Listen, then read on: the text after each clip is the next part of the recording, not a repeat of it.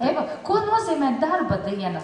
Tā kā no rīta cikos ceļās un vakarā cikos atbrauc mājā, un kas tur pa vidu notiek? Faktiski uzņēmuma vadītājiem noteikti tās dienas pilnīgi dažādas ir, ja? Mums vēl ir uzņēmums gan Cēsīs, gan Rīgā ir birojas, tad man vēl atšķirās tās dienas arī pa pilsētām, vai es esmu Cēsīs, vai es esmu Rīgā.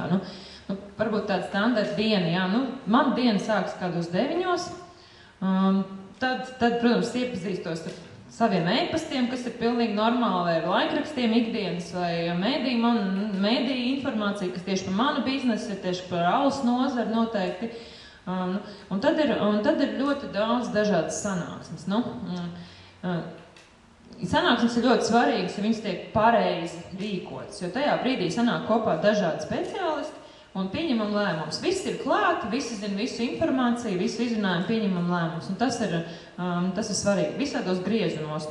Kaut vai, piemēram, produktu degustācijas arī mums ir. Arī nākam degustējam, kur produkts labāk, kur nē, jaunu produktu ieviešana vai parastas vadības sanāksmes, ka sanāk visi vadību kopā un skatās, kā ir iepriekšējā mēneša mērķi izpildīti vai kas ir tālāk. Tā varētu būt tā ikdiena. Tas nozīmē, ka ir visu laiku jābūt izpratnē par to, kas notiek tirgu un kas notiek uzņēmumā. Tas ir tas individuālais darbs aiz kabinetes durvīm vai kaut kādā saskarsmē. Un otrs ir lēmumu pieņemšana dažādos sadarbības grupiņu ietveros.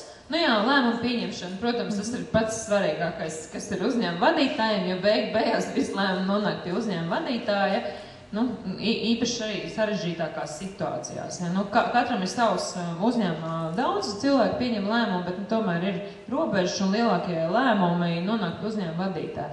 Un vēl kas ir, kad, lai arī liekas, ka uzņēmuma vadītājs pats sev nosaka to dienu un visas lietas, tomēr nē, arī uzņēmuma vadītājs ir atkarīgs no daudziem notikumiem. Piemēram, man lielu laiku diezgan arī aizņem dažādi jautājumi no žurnālistiem vai kaut kādas ierašanās uz intervijām vai tikšanām.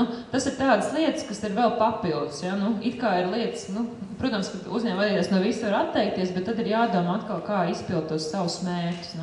Tā kā uzņēmuma vadītājs arī nav tas cilvēks, kas viens pats sēž savā kabinetā kājas gaisā un visu tikai pieņem vai izdzer. Tā nav.